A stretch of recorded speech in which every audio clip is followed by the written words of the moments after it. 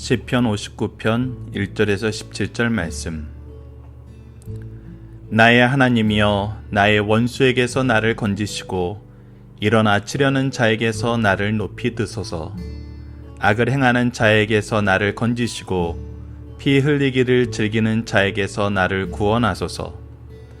그들이 나의 생명을 해하려고 엎드려 기다리고 강한 자들이 모여 나를 치려 하오니, 여호와여, 이는 나의 잘못으로 말미암음이 아니요 나의 죄로 말미암음도 아니로소이다. 내가 허물이 없으나 그들이 달려와서 스스로 준비하오니, 주여 나를 도우시기 위하여 깨어 살펴주소서. 주님은 만군의 하나님 여호와 이스라엘의 하나님이시오, 일어나 모든 나라들을 벌하소서. 악을 행하는 모든 자에게 은혜를 베풀지 마소서. 그들이 점으로 돌아와서 개처럼 울며 성으로 두루 다니고 그들의 입으로는 악을 토하며 그들의 입술에는 칼이 있어 이르기를 누가 들으리오 하나이다. 여호와여, 주께서 그들을 비웃으시며 모든 나라들을 조롱하시리이다. 하나님은 나의 요새이시니 그의 힘으로 말미암아 내가 주를 바라리이다. 나의 하나님이 그의 인자하심으로 나를 영접하시며 하나님이 나의 원수가 보응받을 것을 내가 보게 하시리이다. 그들을 죽이지 마옵소서. 나의 백성이 잊을까 하나이다. 우리 방패 되신 주여, 주의 능력으로 그들을 흩으시고 낮추소서. 그들의 입술의 말은 곧 그들의 입의 죄라. 그들이 말하는 저주와 거짓말로 말미암아 그들이 그 교만한 중에서 사로잡히게 하소서.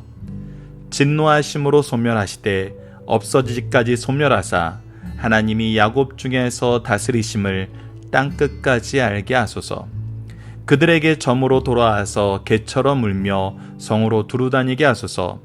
그들은 먹을 것을 찾아 유리하다가 배부름을 얻지 못하며 밤을 새우려니와, 나는 주의 힘을 노래하며 아침에 주의 인자하심을 높이 부르리오니, 주는 나의 요새이시며 나의 환난 날의 피난처의 시민이이다.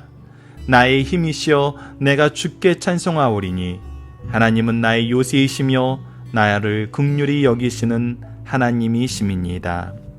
아멘. 안녕하세요, 승리한상 가족 여러분, 그리고 강성성경연구원 여러분. 오늘은 시편 59편 1절에서 19절 말씀입니다. 나의 하나님이여, 나를 긍휼히 여기소서라는 제목의 말씀입니다.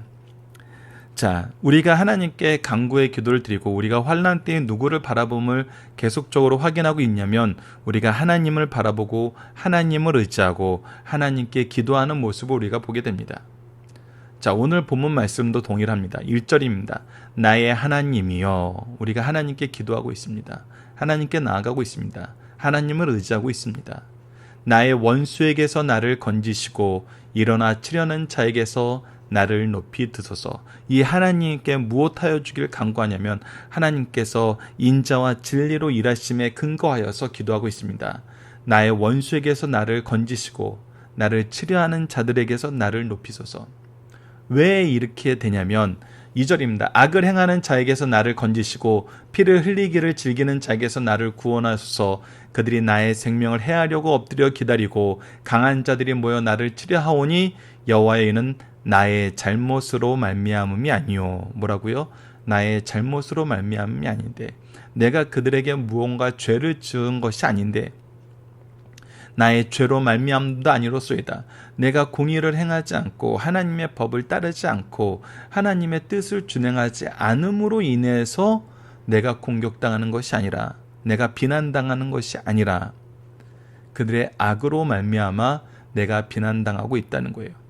나는 누구를 바라보고 있어요? 하나님을 바라보고 있어요. 나는 무엇을 의지하고 있어요? 하나님의 인자와 진리하심을 의지하고 있어요. 그의 규례를 의지하고 있고 그의 뜻을 의지하고 있고 그의 은총을 의지하고 있고 그의 뜻을 전하는데, 그의 거룩하심을 나타내는데, 그의 의를 드러내는데 쓰임받길 원하고 그러한 쓰임을 받고 살아요. 그런데 그런 와중에 어떻게 해요? 원수들이, 악을 행하는 자들이 우리를 공격해요.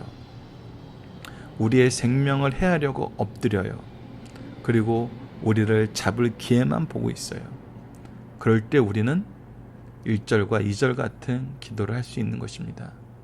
나를 건지시고 나를 높이소서, 나를 구원하소서라고 기도할 수 있어요.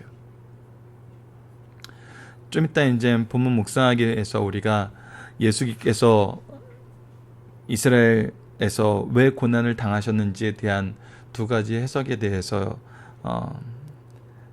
대제사장의 입술을 통해서 선언한 말씀과 바로 예수님의 입술을 통해서 선언한 말씀을 살펴보면서 이 부분 다시 한번 묵상해 보도록 하겠습니다. 4절을 봅시다. 내가 허물이 없으나 그들이 달려와서 스스로 준비하오니 주여 나를 도우시기 위하여 깨어 살펴주소서. 우리가 하나님께 간구하고 기도할 수 있는 근거는 뭐예요? 바로 하나님께서 우리에게 기도하라 하셨고 기도하시면 응답하시겠다 그랬어요. 그리고 하나님의 공의를 선포하심으로써 하나님의 기준에 의해서 하나님은 심판하심을 우리에게 가르쳐 줬어요. 그리고 우리에게 무엇을 약속하셨어요? 그의 언약 안에서 구원받음을 약속해 주셨어요. 그렇기 때문에 우리가 이렇게 기도할 수 있는 이유는 나를 도우시기 위해서 깨어 살피소서라고 기도할 수 있는 근거는 바로 하나님의 말씀인 성경에 있다는 것을 우리가 기억해야 됩니다. 그래서 우리는 성경을 기초로 기도하는 훈련을 해야 돼요. 자, 5절을 보시다. 주님은 만군의 하나님 여호와 이스라엘의 하나님이시오니 일어나 모든 나라들을 벌하소서. 악을 행하는 모든 자들에게 은혜를 베풀지 마소서. 하나님의 공의를 드러냅니다. 하나님은 어떤 하나님이에요? 만군의 하나님 여호와예요. 이 세상을 창조하시고 통치하시는 분이시고 그의 언약을 나타내시는 분이에요. 그리고 이스라엘을 특별하게 세우셔서 그를 이스라엘을 통해서 하나님의 인자와 진리하심이 어떠한지 드러내신 하나님이세요. 우리를 통해서 하나님의 인자와 진리가 무엇인지 드러내시기를 기뻐하시는 하나님이세요. 그래서 우리는 하나님의 심판과 은혜를 간구할 수 있는 기도를 드릴 수 있는 것입니다. 그리고 이 기도는 어떻게 된다는 거예요? 반드시 성취된다는 거예요. 6절을 봅시다. 그들이 점으로 돌아와서 개처럼 울며 성으로 두루 다니고 그들의 입으로는 악을 토하며. 이들의 원래 모습이 어떤 모습이었어요? 정말 개처럼 울면서 두루 다니면서 무엇인가를 삼키려고 해요. 그 입으로는 악을 토해요. 그 입술에는 칼이 있어요. 그리고 아나무인은 누가 드리려 하나이다. 이들이 악한 자들의 모습이에요. 근데 여러분들 잘 보십시오. 하나님의 심판이 있을 때 14절과 15절입니다. 그들이 점으로 돌아 개처럼 울며 성을 두루 다니게 하소서. 그들이 개처럼 우는 모습은 똑같아요. 그런데 무엇이 달라요? 그들은 심판 가운데 있어요. 그래서 그들은 먹을 것을 찾아 유리하다가 배부름을 얻지 못하며 밤을 새우려니와. 그들이 계획했던 악, 그들이 품었던 칼, 그들의 교만, 모든 것이 다 무너지고 그들은 배고픔 속에서, 주림 속에서 있게 된다는 거예요.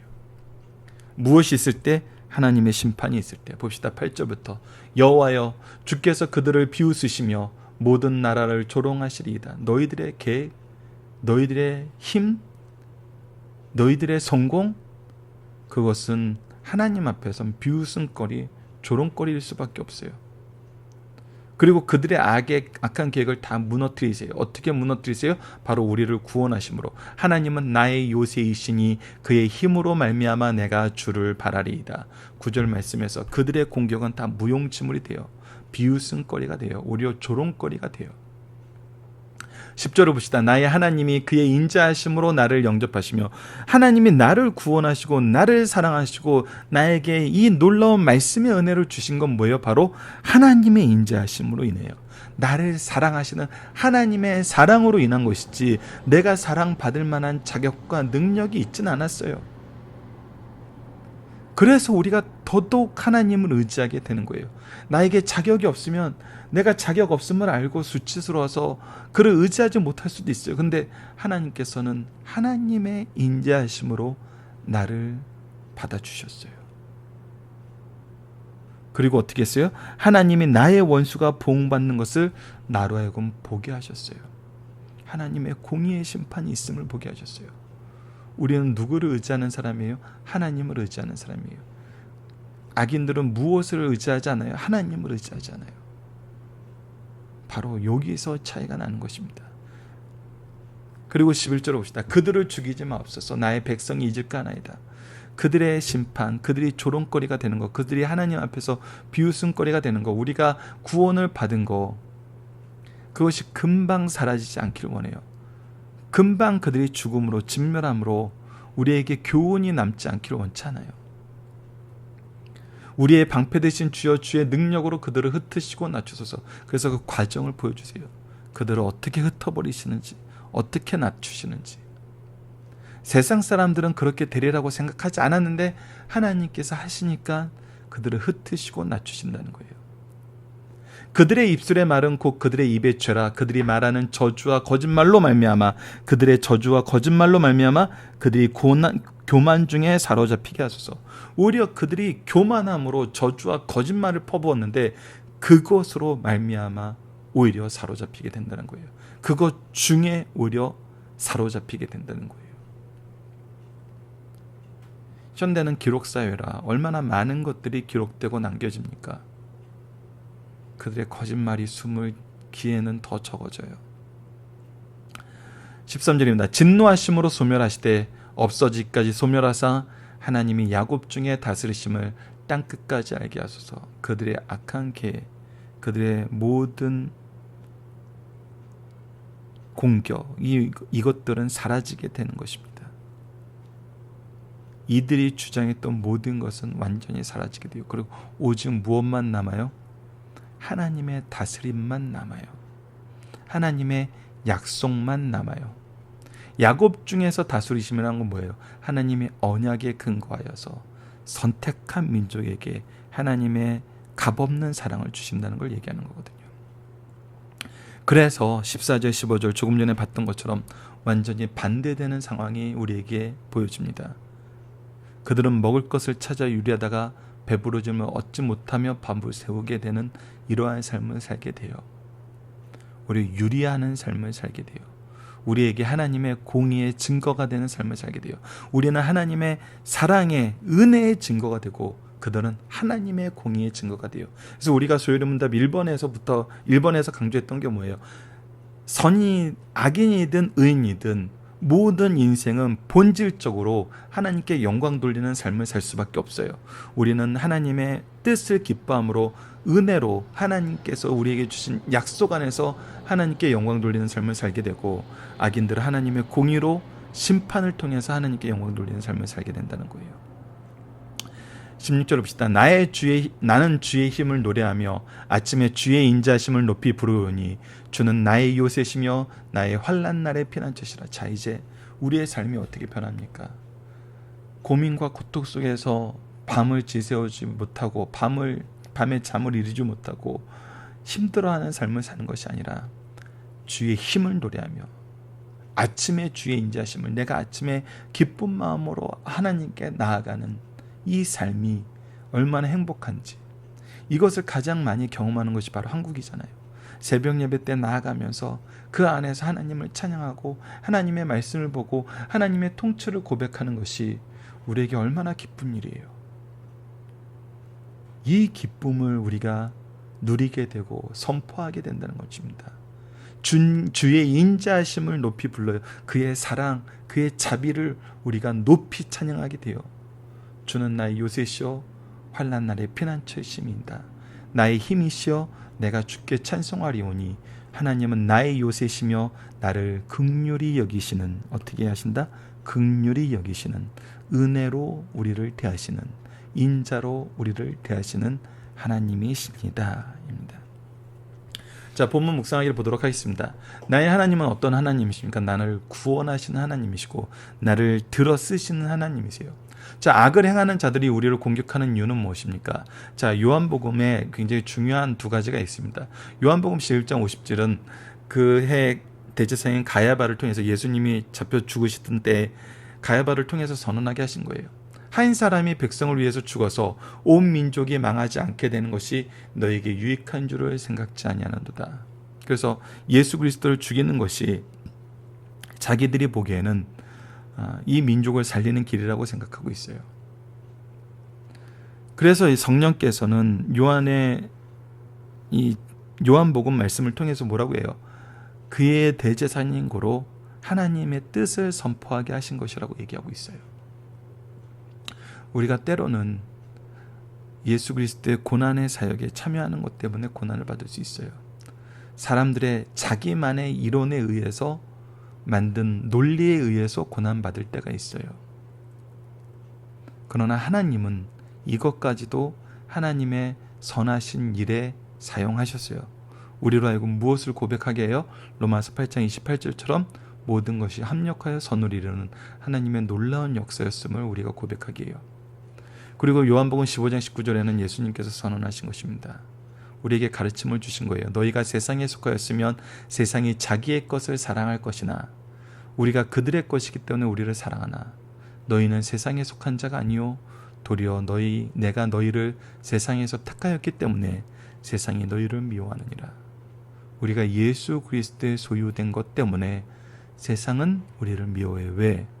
자기 소유로 만들고 싶은데 예수 그리스도의 소유가 되어버렸거든요. 우리는 이 내용을 잘 이해해야 됩니다. 그래서 이 내용이 우리의 삶 속에서 어떻게 드러나는지를 보고 우리가 이 안에서 어떻게 승리해야 되는지를 봐야 됩니다. 시인은 하나님의 심판으로 무엇이 이루어지길 기도하나요? 하나님께서 통치하심이 세밀하게 드러나길 원해요. 그들을 죽이지 마옵소서. 백성들이 잊을까 하나입니다. 우리의 방패 되신 주여, 주의 능력으로 그들을 흩으시고 낮추소서. 하나님이 우리의 방패 되심을 보이신과 동시에 그들을 흩으시고 낮추시는 하나님의 통치의 놀라움을 보게 해달라는 거예요. 그들의 입술의 말은 곧 그들의 입의 죄라. 그들이 말하는 저주와 거짓말로 말미암아 그 교만 중에 사로잡히게 하소서. 그들이 했던 그 교만 중에 나왔던 저주와 거짓말로 오히려 사로잡히게, 그것이 그들의 죄의 제목이 되게 하다는 거예요. 그리고 나서 하나님의 진노하심의 심판이 그들에게 얼마나 엄미하게 나타나는지 보게 해달라는 것입니다. 그들은 하나님의 공의의 게시판의 삶을 살게 됩니다. 성도는 하나님을 어떻게 찬양합니까? 나의 힘 되시고 주의 인자하심을, 주의 긍휼하심을 우리는 찬양하는 삶을, 우리가 아침에 일어나서 하나님께 나아가는 삶을, 우리의 삶의 가장 먼저 된 우선순위는 바로 하나님, 우리의 중심에는 하나님, 우리가 나아가는 미래의 모습에도 하나님이 계시는 삶을 살게 되는 것입니다. 이것이 승리하는 삶입니다. 중심 사상을 보도록 하겠습니다. 시편 59편의 시제는 무죄자가 원수에게 구원받기를 간구하며, 표제는 다윗의 믹담시 인도자를 따라 알다스에게 맞춘 노래입니다. 우리가 이 부분 앞에서 계속 반복해서 보고 있는 부분이죠. 사울이 사람을 보내어 다윗을 죽이려고 그 집을 지킬 때입니다. 믹담시는 황금시 혹은 금원시이며 알다스에서는 공명으로 그 뜻은 멸망시키지 마소서입니다. 즉 인도자의 지혜에 따라 알다스에게 맞춘 노래라는 뜻이에요. 이 시의 역사적 배경은 표제에 기록된 것 같이 사무엘상 19장 11절로 17절 말씀입니다. 다윗이 자기 집에 있을 때 사울의 사자들이 습격하였으나 그의 아내 미갈이 그를 창문으로 달아내려 피하게 되었어요. 시편 59편은 하나님께서 그를 보호하시는 역사에 감사하는 기도시입니다. 중심사상 첫 번째로 보도록 하겠습니다. 성도는 위기에 처할 때 그 상황을 주 앞에 펼쳐놓고 기도한다는 거예요. 지금 현재 핍박자들의 핍박을 받고 있어요. 이것은 나의 죄 때문이 아니라 저들의 죄악 때문이에요. 저들의 죄악된 교만 때문이고 저들의 악 때문이에요. 악으로 자기를 든든히 하려는 거고 자기의 재물을 의지하는 거예요. 저들은 피 흘리기를 좋아하는 악한 자들이에요. 저들은 모여 숨어 있다가 의인을 해하려는 무자비한 자들이에요. 그들은 개처럼 잔인할 뿐 아니라 독설가들이에요. 세상에 사는 성도들이 이런 위기 상황에 있음을 우리에게 가르쳐주고 있습니다. 그러나 우리는 어떤 삶을 삽니까? 하나님의 공의의 원리를 선포하면서 원수의 심판을 호소하는 삶을 삽니다. 선지자적인 삶을 사는 거예요. 왜 하나님은 죄인을 벌하십니까? 죄인을 벌하심으로 모든 백성이 하나님의 공의한 능력을 알게 되기 때문이에요. 하나님의 원수를 멸하시되 특별히 교만한 자들을 심판하심으로 낮추세요. 그리고 하나님께서 인간의 역사를 다스리심을 알게 하고 인정하게 만듭니다. 그 결과 원수들이 비참해짐으로 하나님의 공의로운 통치를 알게 돼요. 그 어떤 경우에도 눈에 보이는 것을 의지하지 말고 하나님만 신뢰할 것을 가르쳐주고 있습니다. 세 번째, 성도들은 그 어떤 경우에도 하나님을 찬송해야 됩니다. 세상의 강한 자들이 성도뿐만 아니라 하나님까지 모독할 때 위축되지 않고 저들을 비웃고 하나님만 바라보게 됩니다. 그리고 하나님의 넓은 사랑과 그 크신 은혜를 찬양하게 됩니다. 성도가 찬양하는 것은 사명이요 본분이에요.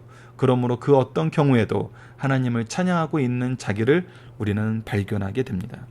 살펴보기 전에 여러분들 카페를 통해서 확인해 주시고요. 저교감입니다. 이 시대에 우리가 경험하게 된 하나님의 공의로움의 조치는 무엇이 있는지 나눠봅시다. 너무나 많죠. 너무나 많아요. 그런데 우리가 그 세상적인 사례를 하나하나 나누기보다는 때로는 하나님의 공의로우심이 우리의 삶 속에도 나타남을 알아야 돼요.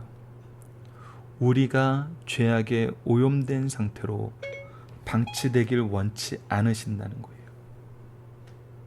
그래서 때로는 나의 어리석음이, 나의 미련함이, 나의 죄가 하나님의 공의로 인해서 하나님이 우리를 심판하시지만 긍휼하신 가운데서 심판하심으로 우리를 돌이키고 회개케 하시는 은혜로운 조치가 있음을 통해서도 우리는 하나님의 공의를 볼 수 있어요. 그래서 우리가 하나님의 공의를 어떻게 보게 되냐면 정말 은혜와 공의가 너무나 조화롭게 우리 삶을 이끌고 우리를 하나님 앞으로 부르는데 이것이 충돌되지 않고 나타남을 보게 돼요. 때로는 우리가 사랑하신다면은 용서가 돼야 되는데 왜 심판하시는가라고 반문할 수 있어요. 그리고 우리가 때로는 사랑을 얘기하면서 질서를 얘기할 때 사랑과 질서가 서로 충돌되는 것처럼 느낄 때가 있어요. 그러나 우리가 말씀을 보고 하나님의 역사하심을 보면은 하나님은 이것이 충돌되게 역사하지도 않고 이것이 서로 반대되게 역사하지도 않으세요. 그 공의와 사랑이 너무나 절묘하게 짝을 이루고 서로가 서로를 이끌어 줌으로써 우리로 하여금 하나님의 백성으로 온전케 하는데 성령께서 사용하심을 보게 돼요. 그래서 우리가 하나님의 공의로움은 우리를 죄악 가운데서 돌이키게 하시는 하나님의 공의 안에서도 발견할 수 있다는 것. 이것을 먼저 기억하고 하나님의 공의가 이 땅에 선포되고 성취되고 인정함을 받고 찬양받을 수 있도록 우리가 이 일에 쓰임받는, 이 은혜에 쓰임받는 하나님의 일꾼 되길 기도하는 시간이 되었으면 합니다. 자, 이 시대에 우리가 힘써야 될 기도의 내용은 무엇입니까? 하나님의 공의가 선포되길 원하는 겁니다. 하나님의 통치가 선포되길 원하는 것입니다. 이 일에 내가 좋은 본이 되는 것입니다. 우리는 하나님의 뜻을 기뻐하는 하나님의 영광 가운데 있는 백성으로서의 이 본이 되는 것이고, 오히려 악한 본이 되는 것, 하나님의 공의의 본이 되는 것, 심판의 본이 되는 것은 우리가 피해야 된다는 것. 그래서 우리의 제자와 자녀들은 항상 하나님의 은혜, 하나님의 인자하심의 그런 게시판이 되길 위해서 기도하고, 우리 또한 그런 게시판의 삶을 살 수 있도록 기도하는 그런 시간이 되었으면 합니다. 말씀을 기초로 기도하기를 통해서 마치겠습니다. 하나님, 과거에도 현재에도 하나님의 공의를 통해 하나님의 언약을 위해 우리를 악인들의 포악함 속에서 건지시고 하나님의 통치를 나타내심을 감사합니다. 또한 우리의 죄악을 용서치 않으시고 인자하심 속에서 회개하게 하심을 감사합니다. 우리가 하나님의 법을 잃어버리고 외면하면서 살아 진노 아래 놓이지 않게 하시고 환난 때의 구원을 위해서 기도하는 주의 백성이 되게 하여 주소서. 우리를 통해 하나님의 역사가 온 세상에 증거되게 하여 주소서. 예수님 이름으로 기도드립니다. 아멘.